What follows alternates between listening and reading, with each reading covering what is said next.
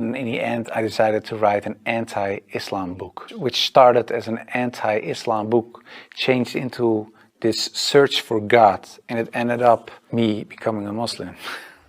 How was your life in regards to faith? What did you believe in? Before I was a Muslim, I was a Protestant Christian from the Reformed Church. We read from the Bible, we all got biblical names, we were all baptized, we went to church, etc., etc. So we're pretty Christian in that way, in that sense. Of course, I believed that there is a creator, I believed in heaven, hell, I believed in angels, revelations, and of course what separates the Christians from the Muslims is that I believe that Jesus Christ was the Son of God. In a more philosophical way, I believed he was God himself, of course. I believed in the resurrection and crucifixion of Christ, of course. And I believed in the atonement. But because the Trinity is a very complex concept, whether you believe it or not, it's still very complex. Because if there is a God in the Bible, it says God is eternal. But if you are eternal and you die, you cannot be eternal, immortal at the same time. So there was something when I was a little older, 16, 17, I started questioning things like that. It's not very logical. I talked to many priests, preachers, even rabbis, and the answers I got weren't very satisfying. That made it for me kind of complex, and in the end I had some doubts about stuff like this, but I said, well, I set it aside and I thought, okay, I just believe it, and perhaps I'm not smart enough to get the whole picture. And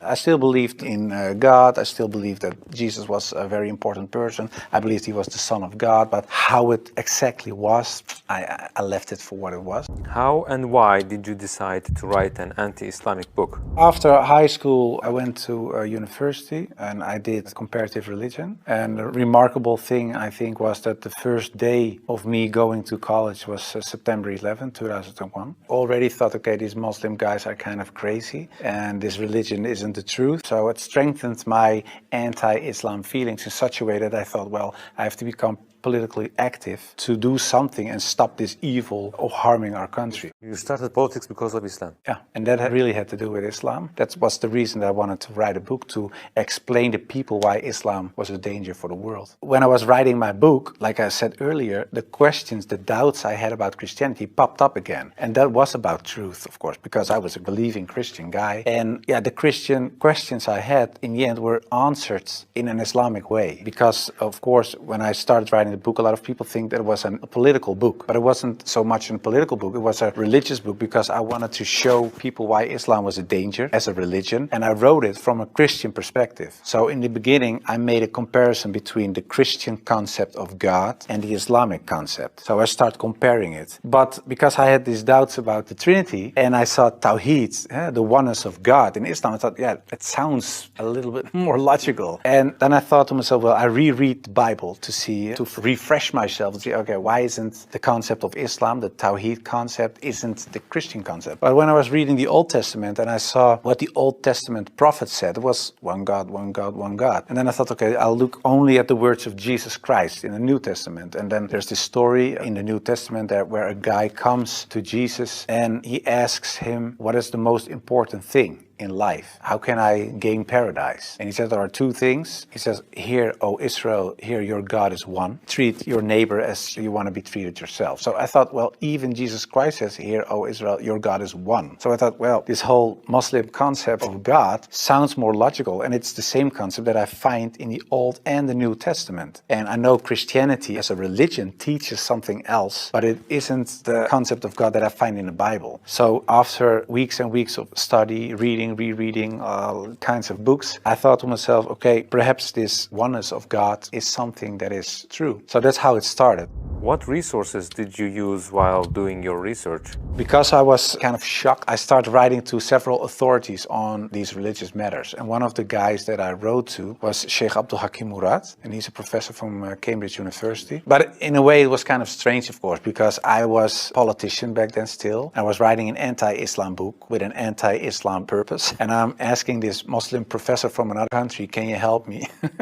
So I told him I'm writing a book. I have a lot of questions. So I was very plain why I thought, why is Islam promoting terrorism? Why is anti-woman? Why is anti-Christian? Anti-whatever. After, I think, 6 weeks, he sent me a very extensive email. And he started explaining, directly answered a lot of my questions. But he also told me, you have to read this article, read this book, read that book, ask this person. And so he was very extensive in his way of explaining. But in the end, after I read all these books and articles and made a comparison between prophets from the Old Testament with Muhammad, peace and blessings be upon him, I had no arguments anymore to say they are prophets and he is not. And I thought to myself, well, if I accept Moses on these grounds and I cannot accept the prophet, then there's something else. So I thought, why don't I think he is a prophet? And I thought, oh, perhaps because he had many wives. But then again, when you look at Solomon or you look at King David, Abraham, there are a lot of people in the Old Testament that had more wives.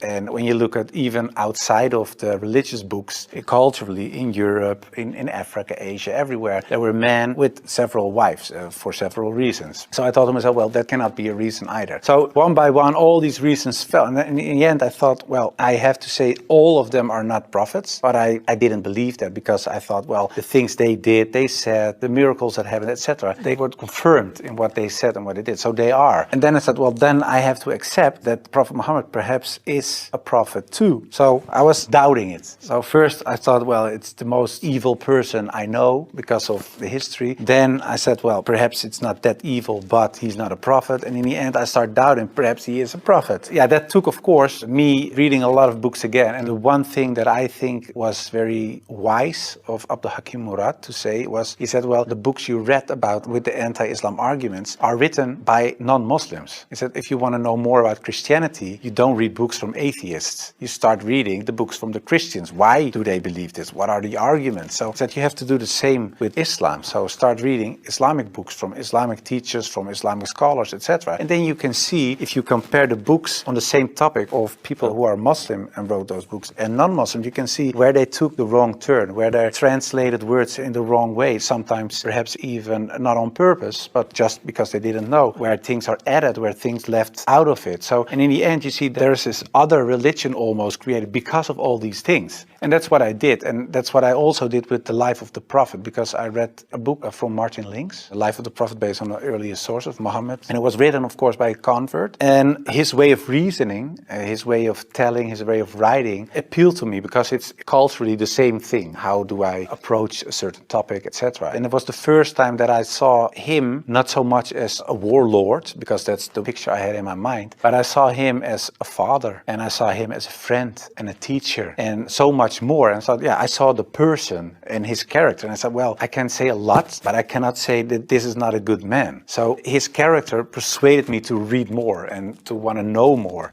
What surprised you the most while doing your research? The story about Hind, there was something that, like a switch, like I had to change. And that was because I thought Hind, she was the wife of one of the enemies, Abu Sufyan. And in a way, they gave money to kill Hamza, the favorite uncle of the Prophet. And that was what happened on the battlefield. He got killed. They even paraded with his ears and cut off his nose and horrible stuff. So the Prophet was deeply sad, of course, of what happened. And years later, he became powerful. He came in power in Mecca. And then there was Hind. And I was reading this book and I thought, okay, now she gets crucified or her head gets cut off or something like that. But he said, well, I cannot look at her right now, but everybody is forgiven. And if you want to stay here and live among the Muslims, it's possible. If you don't want that, you can go. But bloodshedding is over now. And I thought to myself that she was forgiven. If you can forgive someone who kills a relative, especially a favorite uncle of you, even starts parading with parts of his body to show other people that she humiliates you and whatever you stand for, that means you have such a great character. It's very special. It's something you don't see. And that's what he did. So I thought to myself, well, it was a really special guy. And when I thought that, I thought, well, I have these arguments for him being a prophet. I see his character. I see the way he treated other people. I see how he treated his enemies. I think he is a prophet. But then I thought to myself, whoa, that's horrible, because I already accepted this oneness of God. And now I say he is a prophet. If I say there is only one God and Muhammad is his prophet, prophet. That's almost shahada. So I thought to myself, okay, let's close the books, stop. This is going in the wrong direction. And of course, I wasn't that anti-Islam anymore because of what I read, what I saw, and what I experienced. What I tell you now, it sounds a little like a fairy tale, but it really happened. In the end, there were all these books at the table, and when I had this feeling of, yeah, okay, this is shahada in a way, I thought, well, I put all the books away, and I put the books on the highest shelf, but there were so many books that a lot of books fell off the shelf. And one of the books that fell off the shelf was the Quran. And when I picked it up, my hand was on a page with Surah 22, Ayat 46. And it says, it's not the eyes that are blind,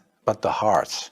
And I thought to myself, that really is my problem, because it wasn't the eyes. I really could see what I written down myself. Nobody forced me to write this book. Nobody said you have to write this or that. I started writing myself, and I could see it with my own eyes, but I still couldn't accept the fact that I said he is a prophet, there is this one God. I just couldn't. So it wasn't my eyes that were blind, but it was really my heart. I couldn't accept it. I think my nafs or whatever, my ego, I couldn't accept it. And I said, well, God, I don't care if it's the God from the Bible or the Quran, give me a sign or something so that I 100% sure know this is the way. And I went to bed, but when I woke up, I felt very secure in myself. I really felt very secure. I've never been more secure about anything else. The whole anxiety or the whole doubting issue, it disappeared like snow for the sun. And I thought to myself, well, I think I'm a Muslim. Well, and then of course I had to tell other people. Last thing, and my old boss from the radio, he said, well, but how do we know that you're not becoming Hindu one day or something else?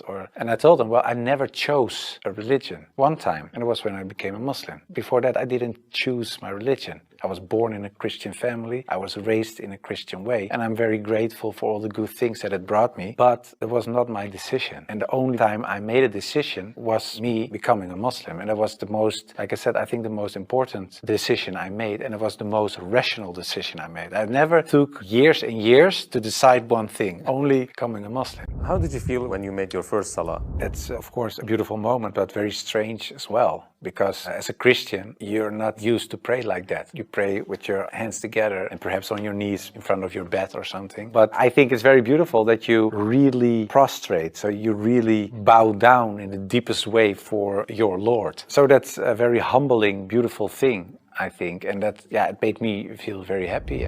What were the three biggest challenges you faced when you converted to Islam? Well, becoming a Muslim, of course, was a big challenge because I had to tell the world and family, and that was a big challenge. The part of thinking that it would be very hard to become a Muslim, because especially as a Protestant Christian, there aren't so many things you have to do in a religious sense. As a Muslim, in terms of practice, so it is required to pray 5 times a day. It's required to eat in a certain way. It is required to think in a certain way. You have to be the best in a way every moment because of your relation with your Creator, and because of the fact that you have to pray 5 times a day. It's a constant reminder in a way of the Creator, so that makes you much more aware of the fact that you have a Lord than as a Christian. That's how I experienced it. And I thought to myself, whoa, 5 times a day praying, I cannot do this, I cannot do that, I have to do so that made it hard in the head. But after I became Muslim, it wasn't hard at all. What was your heaviest and most regretful expression that you used for Islam?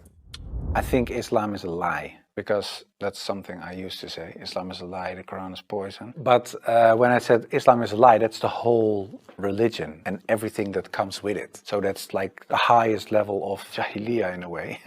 Yeah, that's something I regret, because it was like an umbrella and everything else was under this concept of Islam is a lie, because that was the core thought. And of course, I do blame myself, and I know there are a lot of people out there not practicing Muslims that do so. And in a way, I understand it, because in a political sense and in a social, cultural sense, everything I said and done is still there. I would recommend Muhammad, his life based on the earlier sources of Martin Link's, the book I talked about earlier. It's a green book.